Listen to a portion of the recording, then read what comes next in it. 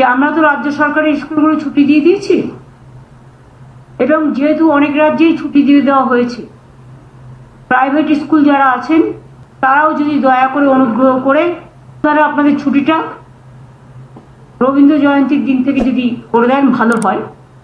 বাচ্চারা যত বাড়িতে থাকে ততই ভালো, বাড়ি থেকে পড়াশোনা করুন, করার কোনো কারণ নেই, প্যানিকি হবারও কোনো কারণ নেই।